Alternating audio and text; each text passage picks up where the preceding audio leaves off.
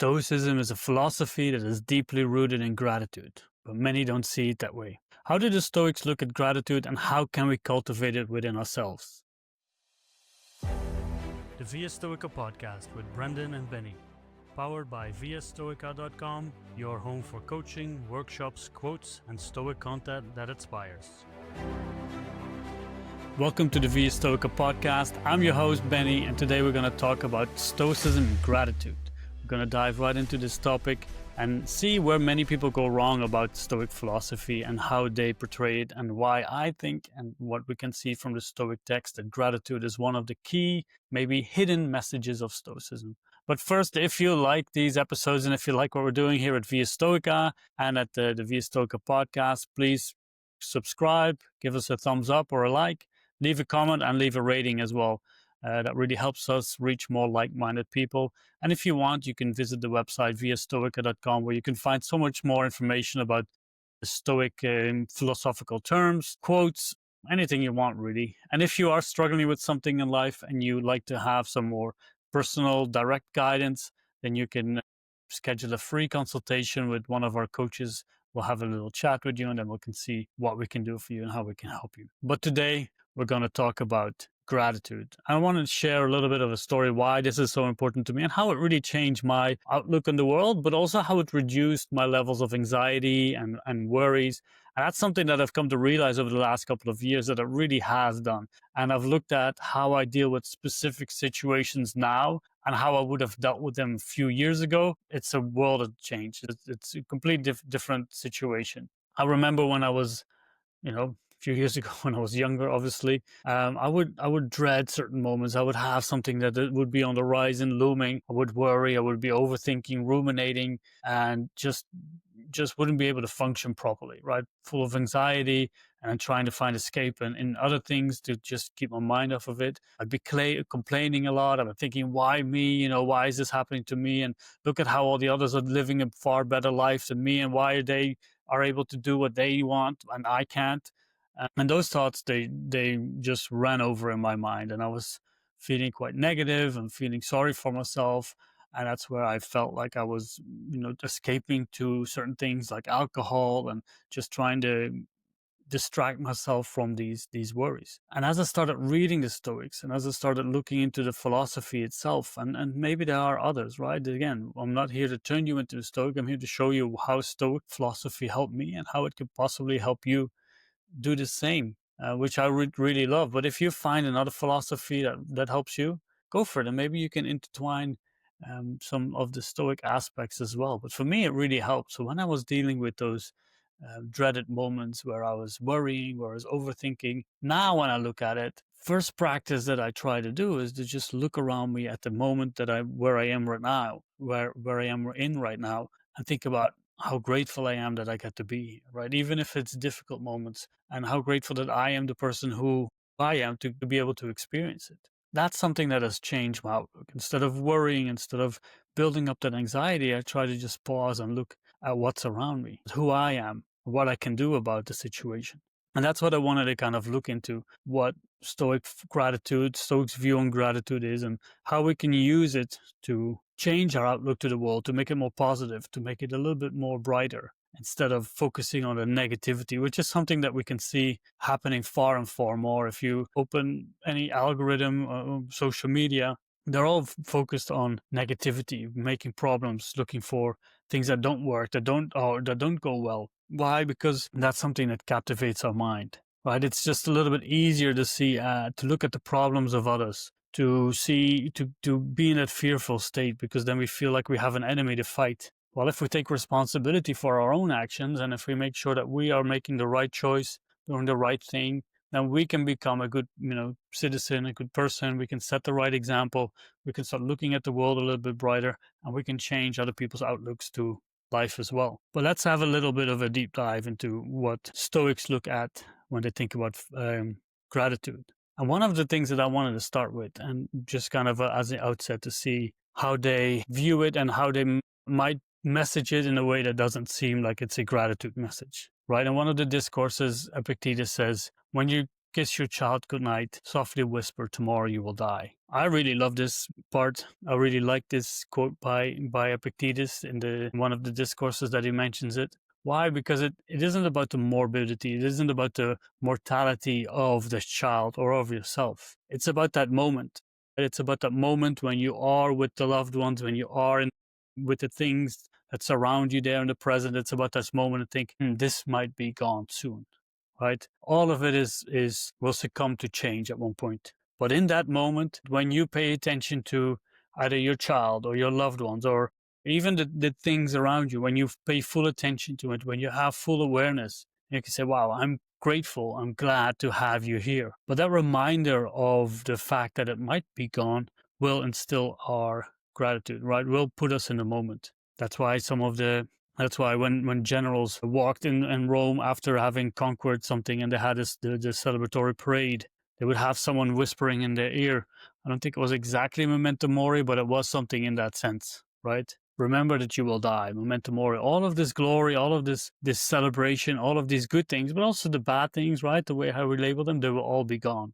But you can be here and you can be here right now and be grateful for this moment. But with your feet on the ground, reason and logic, don't let it rise up to your head and think that how special you are. No, we're all here, we're all special. But we have to learn to instill that sense of gratitude, to really experience it with a full awareness. And that's something that we often miss. So one of the things that we try to do with Stoic philosophy and why they show us that we have been given this aspect of reason and logic, right? That they tell us to only assent to what is right, to only assent to the impression that is truthful, that is based on facts, that is based on what we really perceive in the world, and not how we color it and how we paint it. Why is that important? Because it shows us again what the world is really like. Letting go of our labels, letting go of our filters that paint something as bad or good. No, we can see it for what it is. Be in that moment and say, wow, this is where I am. I get to experience it and I get to see the world the way it truly is. And those are important things to remember when we think about Stoic gratitude. As I said, with the quote of Epictetus, using reason and logic.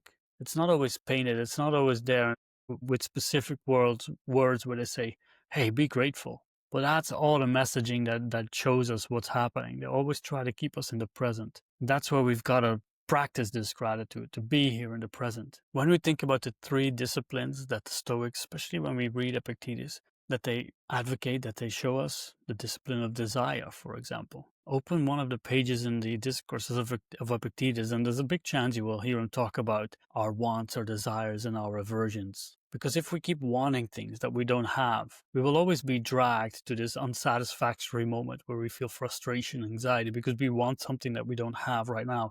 Or if we wish to avoid something, we'll always live in this fear and this anxiety to say, oh, this might happen.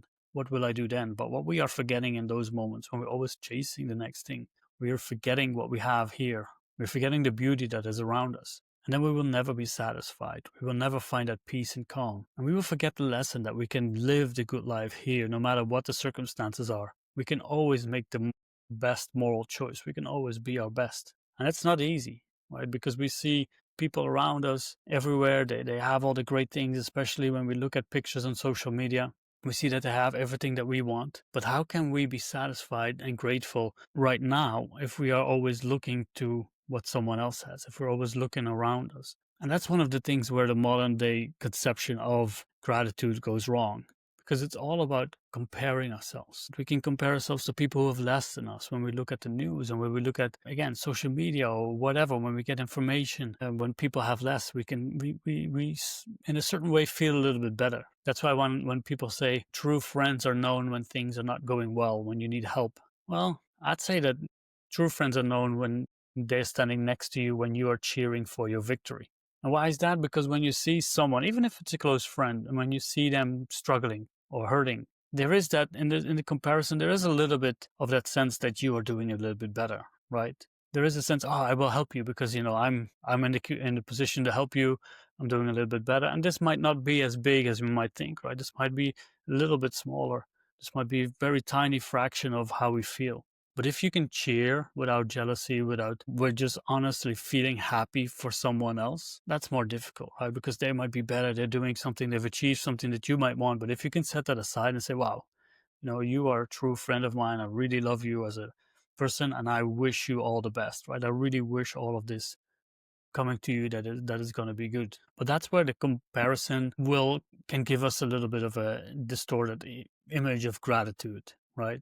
When we're looking at other people that say, oh wow, this is what they have, I have far more, I'm grateful for that, or this is what I want, then we can be dragged out of that gratitude.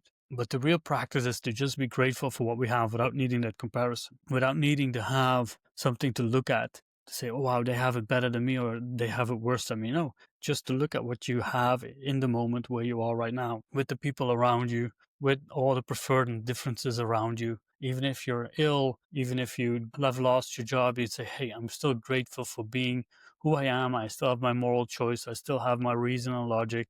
I can still be virtuous. I can still protect my character and soul. And that's what it's really about. Now, as we progress in this episode, I also want to look at the concept of complaining, right? Because complaining feels like it's the kind of the opposite of feeling grateful. When you feel grateful, you feel peace, you feel satisfied, you feel good about what you have. And I used to be a big complainer, and I still complain here and there. I still catch myself doing it. But as we complain, we only look at the negative side, right? We only look at the things that we don't have, or the things that we have but we don't want. All of these things, and we just take ourselves out of that moment, and we put ourselves into a negative sphere of thinking, and we don't see the world around us as it really is. And I wanted to read some quotes from Marcus Aurelius, but I'll start with one from Epictetus in Discourse in book 1.6, and he ends this on with this little piece of wisdom, if you will. Yet I undertake to show you that you have the equipment and resources for greatness of soul and a courageous spirit. You show me what occasion you have for complaint and reproach. See, these are two different sides of looking at the world. One way you can show where Epictetus shows you how, that you have the possibility to have a great soul, right? And that you can be courageous in spirit. That you can reach that eudaimonic state of mind, state of being, right? The good spirit state, the good character state. And why? Because you have all the tools that are equipped for you to deal with the moment. Reason and logic, the moral choice. All of these things are under your possession of what you can control. Now, is that easy? No, but it is up to you, and you can do it. And that should give you with some more positivity, right? With a good outlook, that no matter what the situation is, you have all the tools ready at hand to deal with it. But if you start complaining, if you start looking at the things that you don't have and can't do, and all of these things, then you're going to be stuck in this negative spiral and you're never going to get out of it. And that's what Seneca is telling us here. Now, here's another one from Marcus Aurelius that I wanted to add.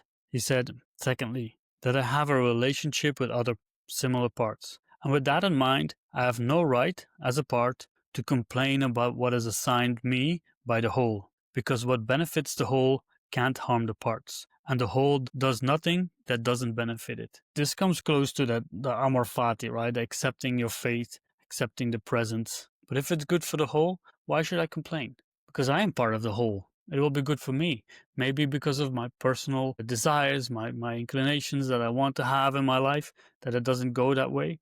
Maybe that's why I'm frustrated. Maybe that's why I'm not happy or angry about something. But if I think about all the things that happen, and if I apply, justice, what is fair to me and what is fair to the people around me, and wisdom and temperance and courage to the equation, then I might see that what's happening is what's happening. And I can make the best out of it. I can protect my soul from here. And that's when we think about what part we are, right? Marcus Aurelius has this practice to view from above, to zoom out, to see where you are in the grand scheme of things from the vantage point of time, from the vantage point of space. We are such a small part of it. Yet in our world, we are the biggest part of it, right?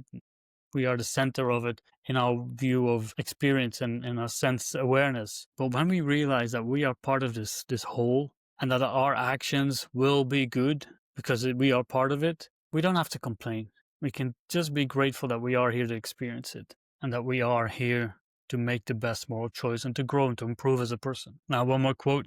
This one is from book 4:43, again from Marcus Aurelius. To pass through this brief life as nature demands, to give it up without complaint, like an olive that ripens and falls, praising its mother, thanking the tree grew on. Really, the last part of that quote is that something that I love, right? Like an olive, thanking the tree that it grew on. As we live in accordance with nature and as the world demands of us, with the events that happen, again, remembering that we can make the best moral choice, we also should thank, embrace, and love all the things that happen, right? Amor fati isn't just a quote or a concept that has been taken lightly by modern day Stoics. It's really the love of fate. No matter what happens, even when the olive falls after it is ripened, I can still say thank you for bringing me here, for bringing me into existence, and also for taking me out, to give it up without complaint, to not hold on to something out of your season, like the olive that falls down. So really great gratitude is a practice to be in the moment, to change your worldview to the more positive side, to stop complaining, to stop fighting against it, but to embrace it, to actually love it. When we can do that, we can see that we can live such a better, more fruitful, more optimistic life based on reason and logic. And one of the misconceptions of Stoicism is that it's often seen as a philosophy of detachment. Because if you just detach yourself from things and they won't hurt you, then you can have peace of mind, right? If you don't get connected too much to other people around you or the things, then you won't feel affected when they leave. This is more a little bit to the Epicurean side, where they just try to prevent pain but maximize pleasure. And this is where Zeno of Citium made a really important change, right? When he was trained by the Cynics, they said, virtue is the only good. That's all the thing that you matter, right? You don't need anything else. They lived on the street. Cynics, they meant like hounds or dogs. And that's how they were living on the street, doing everything on the street that they needed to do, right? That allowed satchel with some things, maybe with a little cup or anything. But Zeno realized that if we really want to make this philosophy that anyone can live, there are some things that we prefer. Health to wealth, health to sickness, wealth to poverty, having a house instead of living on the streets. These are the things that we prefer. But he realized that, yes, even without those things, we can live a good life. But what he meant when they are preferred and differences, that even if they leave, we can live a good life. But that doesn't mean that when we have them, we shouldn't be grateful for them and we shouldn't use them or give them the right due in the moment. What is fair to them? Fair is also to giving them our attention, to use them as they are there for us to use, certain tools, but also to be with people, to be connected. Because Stoicism is a deeply social philosophy, while detachment disconnects us from the people around us. And this is something that modern day Stoic movements have kind of embraced, right? That lone wolf example, where you have to just rely purely on yourself, but focused on strength, the physique, the money, all of those things. You've got to make yourself independent. Well, they just neglect the most important part, is to be mentally and have the mental fortitude to be independent, yet connected, where you feel strong enough, secure enough about yourself, where you can make connections in the moment, be grateful for them, have them around, and when they leave, you've been grateful, enriched your life with them, and again, you can say goodbye without complaint. And this brings me back to this lyric of a song, in a Dutch song, where it said, it's better to love something or someone and to lose it than never to have had it at all. So let's try to be grateful in the moment. Don't be detached from the world around you. Attach yourself to the things that are here in the moment, remembering that they too might be gone at one point and will be gone. Again, like Epictetus said, when you kiss your child goodnight, whisper softly, tomorrow you will die. I'm grateful, I'm paying full attention to this moment, but maybe in the next moment it will be gone. And then I've had it enriched my life. As we start to wrap this episode up, I wanted to kind of take us into some practices. But first, how do we really practice gratitude? And how do we really instill it in ourselves every day, every moment of the day? We have to remember that we have reason and logic, right? And if we are guided by this reason and logic, we will not be as steered or influenced by our emotions. And our emotions can often paint a picture of the world around us that isn't really the way it should be seen. But if we take that pause, right? If we take that step back, and we just look around, maybe that's a good thing for you to do right now. If you want to pause this episode at this moment, take a pen and paper and just write the things down, or think about what you have, the people around you that you love, the luxuries or the privileges that you have. If you have a home, if you have a job, if you have the things that you like to have, think about them for a second. Think about what space and what attention or what energy they occupy in your mind and in your life. And maybe choose what priorities of the things that you have in your life, but you haven't given that attention to or you prioritized it. And maybe make some changes there.